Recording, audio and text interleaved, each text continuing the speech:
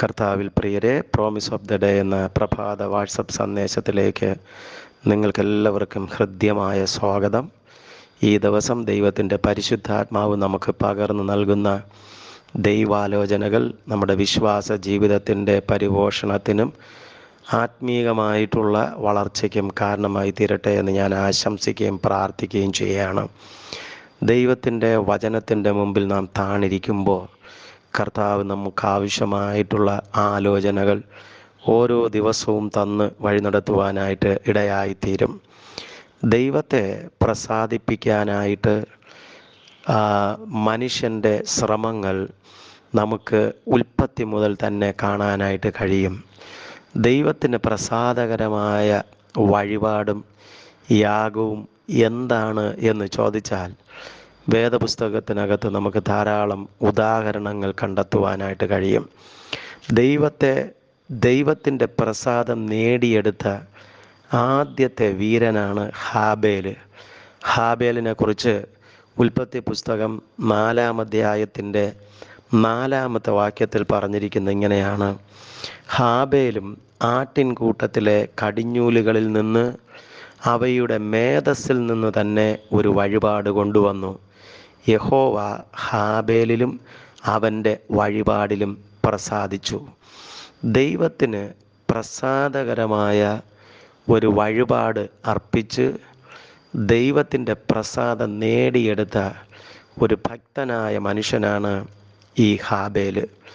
വിശുദ്ധ വേദപുസ്തകത്തിനകത്ത് പല ആരംഭങ്ങളുടെയും വിവരണം രേഖപ്പെടുത്തുന്ന ഒരു അധ്യായമാണ് ഉൽപ്പത്തി 4-ാം അധ്യായം.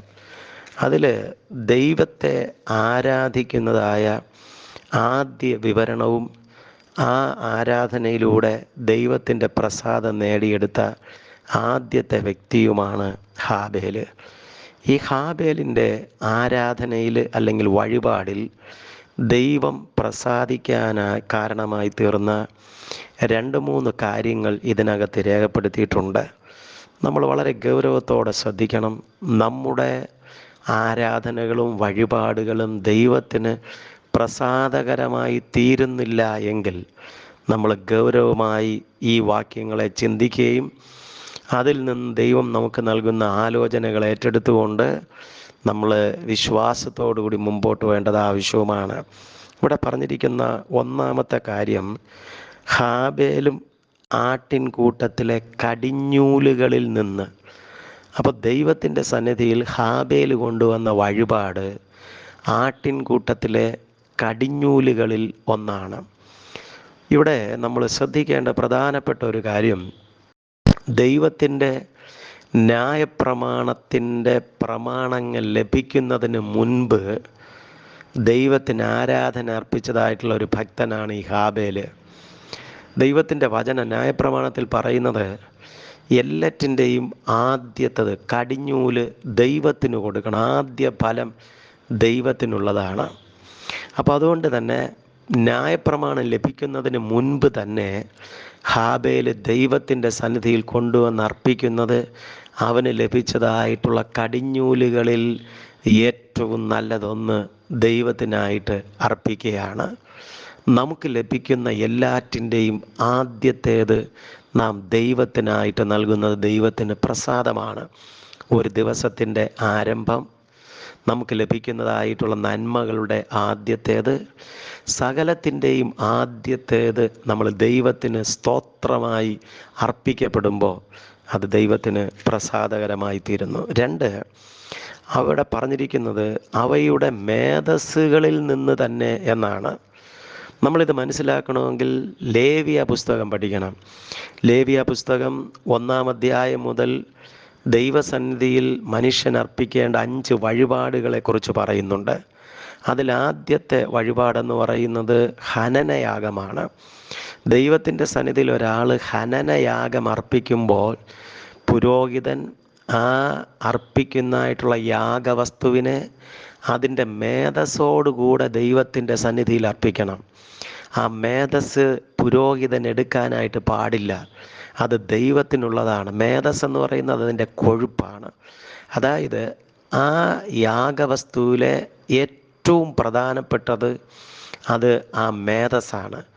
അത് ദഹിപ്പിക്കുമ്പോൾ അതിൻ്റെ സൗരഭ്യം മണത്തിട്ടാണ് ദൈവം ഇസ്രായേൽ ജനത്തെ അനുഗ്രഹിക്കുകയും അവൻ്റെ വഴിപാടിൽ പ്രസാദിക്കുകയും ചെയ്യുന്നത്. പ്രിയപ്പെട്ടവരെ, മോശയിലൂടെ ദൈവത്തിൻ്റെ കൽപ്പന ലഭിക്കുന്നതിന് മുൻപ് തന്നെ ദൈവത്തിൻ്റെ സന്നിധിയിൽ ഹാബേൽ അർപ്പിച്ച വഴിപാട് ദൈവത്തിന് പ്രസാദകരമായി തീരാൻ കാരണം അവൻ ഏറ്റവും നല്ലത് മേധസ് ദൈവത്തിന് കൊടുത്തു. നമ്മുടെ ജീവിതത്തിൻ്റെ ഏറ്റവും നല്ലത് നമ്മൾ ദൈവത്തിന് വേണ്ടി വേർതിരിക്കുമ്പോൾ, വേറെ തരത്തിൽ പറഞ്ഞാൽ ദൈവത്തിന് കിട്ടേണ്ട മഹത്വം മനുഷ്യൻ എടുക്കാൻ പാടില്ല. ദൈവത്തിന് കിട്ടേണ്ട മഹത്വം ദൈവത്തിന് കൊടുക്കുമ്പോൾ അത് ദൈവത്തിന് പ്രസാദകരമായി തീരുന്നു. യെശയ്യാവ് 40 പറയുന്നത്, ഞാൻ എൻ്റെ മഹത്വം മറ്റാർക്കും വിട്ടുകൊടുക്കത്തില്ല എന്ന്. മൂന്നാമത്തെ പ്രത്യേകത, ഹാബേലിലാണ് ദൈവം പ്രസാദിച്ചത്. അവൻ്റെ വഴിപാടിൽ പ്രസാദിക്കുന്നതിന് മുമ്പ് ദൈവം ഹാബേലിൽ പ്രസാദിച്ചു. പ്രിയപ്പെട്ടവരെ, നമ്മിൽ പ്രസാദിച്ചാലേ നമ്മുടെ വഴിപാടിൽ ദൈവം പ്രസാദിക്കുകയുള്ളൂ. അപ്പോൾ ദൈവത്തിൻ്റെ അടുക്കൽ നമ്മൾ വരുമ്പോൾ നമ്മുടെ മനസ്സ് ദൈവത്തിന് പ്രസാദകരമായി തീർന്നാലാണ് ദൈവം നമ്മിൽ പ്രസാദിക്കുന്നത്, നമ്മുടെ വഴിപാടിൽ പ്രസാദിക്കുന്നത്. ഇവിടെ ഇതാ ദൈവം ഹാബേലിൻ്റെ വഴിപാടിൽ പ്രസാദിക്കാനുള്ള കാരണം, ഒന്ന്, കടിഞ്ഞൂലുകളിൽ ഏറ്റവും നല്ലത്; 2, അതിൻ്റെ മേധസ്; 3, തന്നെ ദൈവത്തിൻ്റെ സന്നിധിയിൽ ഒന്നാമത് അർപ്പിക്കാനായിട്ട് ഇടയായി തീർന്നു. നമ്മുടെ ആരാധനയും നമ്മുടെ വഴിപാടുകളും ദൈവത്തിന് ഏറ്റവും പ്രസാദകരമായി തീരുന്ന ഒരു ദിവസമായിരിക്കട്ടെ. പ്രാർത്ഥിക്കാം. സർവശക്തനായ ദൈവമേ, അവിടുത്തെ പുത്രനെ ഞങ്ങൾക്ക് വേണ്ടി അവിടെ നിന്ന് അർപ്പിക്കാനായിട്ടിടയായി തീർന്നു. പുത്രൻ്റെ അവസാനത്തുള്ളി ചോര വരെയും ഞങ്ങളുടെ രക്ഷയ്ക്കായി നൽകിയത് ദൈവമേ അവിടത്തേക്ക് പ്രസാദകരമായി തീർന്നുവല്ലോ. അതുകൊണ്ട് തന്നെ യേശുവിനെ അവിടെ നിന്ന് സ്വീകരിച്ച് മരണത്തിൽ നിന്ന് ഉയർപ്പിക്കുവാനിടയായി തീർന്നു. എല്ലാ നാമത്തിലും മേലായ നാമം കൊടുത്ത് അനുഗ്രഹിച്ചു. സ്വർഗസ്ഥ പിതാവേ, ഞങ്ങളെ തന്നെ സമർപ്പിച്ച് ഞങ്ങളുടെ വഴിപാടുകളും യാഗങ്ങളും ദൈവത്തിന് പ്രസാദകരമായി തീരാൻ സഹായിക്കണമേ. ഈ ദിവസം എല്ലാ അവിടുത്തെ മക്കളോടും കൂടെ ഇരിക്കണമേ. ദൈവകൃപ കൊണ്ട് അവരെ നിറയ്ക്കണമേ. ഞങ്ങളെ തന്നെ ആരാധനയായി സമർപ്പിപ്പാൻ സഹായിക്കണമേ. യേശു ക്രിസ്തുവിൻ്റെ വിലയേറിയ നാമത്തിൽ തന്നെ. ആമേൻ, ആമേൻ. കർത്താവ് നിങ്ങളെ അധികം അനുഗ്രഹിക്കട്ടെ. പ്രാർത്ഥനയോടെ ജയനച്ചൻ.